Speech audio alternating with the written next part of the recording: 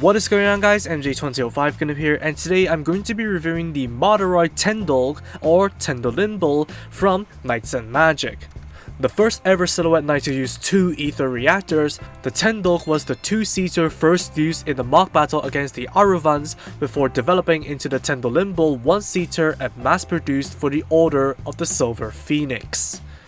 A whopping 27 runners and a massive marking sheet make up this kit's contents, and build-wise, it feels very similar to building a full mechanics kit due to the straightforward construction and high parts count. The only real challenge is that it's mentally straining, especially the need to build 6 limbs. However, on top of employing undergating and a good number of parts, Good Smile Company has also implemented pre-painted parts on the head and chest to provide the color they could not separate into plastic. Their ability to give the kit master grade levels of color separation is the reason the build spans a good chunk of time to begin with. However, if there's one thing I'd like to point out is that the green and injection silver are susceptible to awful nut marks, so you might want to be careful, unlike me. Otherwise, calling the final build product impressive is a bit of an understatement, as you shall now see.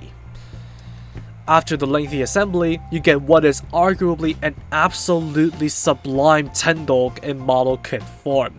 The proportions and color choices are well done, looking identical to the animation model, and the matte finish on the cyan and black pieces ensures that the looks don't come out cheap.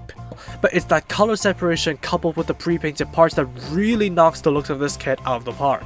Sure, the painted silver don't match the injection silvers to a T, and the nub hazard doesn't really help its case, but it's undeniable the effort Good Smile Company put into separating as much of the detail of the Tzendolg as possible, to the point where the only paint dabs are needed for the black in the recessed parts to spruce up the overall looks, if anime accuracy is not the aim, of course. And I suppose you can choose to put on the decals if you want to invest further time into the kit.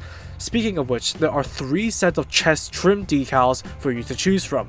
White for the standard Tzendolg or Tzendolimble, blue for Arkit's Tzendolimble, and the dark pink for Addy's Tzendolimble. On a related note, you get a full second head that has a gear cog instead of axe blades stuck to it for the mass-produced Tzendolimble. I personally like the commander type more. All in all, the Moderoid Tzendolg looks stupefying to behold, even given its size benefit. It's absolutely one kit you can display right out of the box, unlike the Ikaruga. Articulation starts with a single ball joint for the head, which feels fairly unrestricted and solid to move.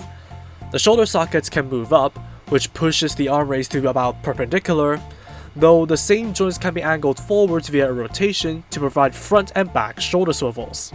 The arms can also rotate all the way, swivel at the shoulder, bend at the elbow at 2 joints, while the wrists are ball jointed, as well as the shoulder panels that can also rotate. There's a ball joint at the torso and hinge at the bottom of the spine, allowing for great crunches, tilting, and 2 points of rotation. Both pairs of legs can rotate all the way, perform some pretty good splits thanks to the hip and socket joints, as well as be adjusted for front and back tilting. The front legs can bend on 1 joint, while the hind legs can straighten with 2. In contrast, there are moving knee and rear thigh panels on the front, but only a knee panel on the rear. Finally, all 4 hooves can pivot up and down, as well as side to side. Altogether, the Tzendolg can achieve a ridiculous amount of articulation for a centaur, despite the static equine body and tail, so you can pull off all the poses you could want, especially if you have a strong action base at hand. Though the one critique I have is that the shoulder panels are pretty loose, which puts a damper in the overall posing experience.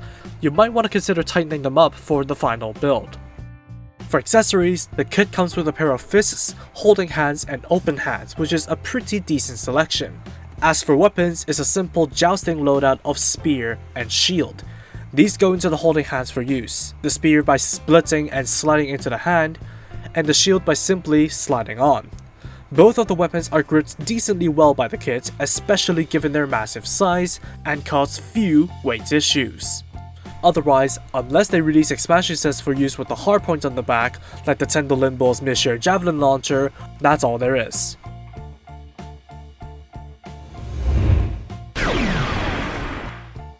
From Good Smile Company's first reveal of the Moderoid Tzendolg, it is certain that Knights and Magic is here to stay, and based on what this kit has to offer, it's probably for the better. I genuinely can't fault the Moderoid Tzendolg for anything at all, though the big issue here is the price, as 7,500 yen is straying far beyond the typical master grade territory. However, despite costing more than the Ikaruga before it, the articulation and straight build presentation makes up for it, especially the color separation they implemented.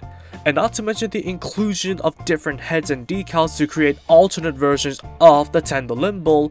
You can go ahead and build yourself an army if you have the money to do so.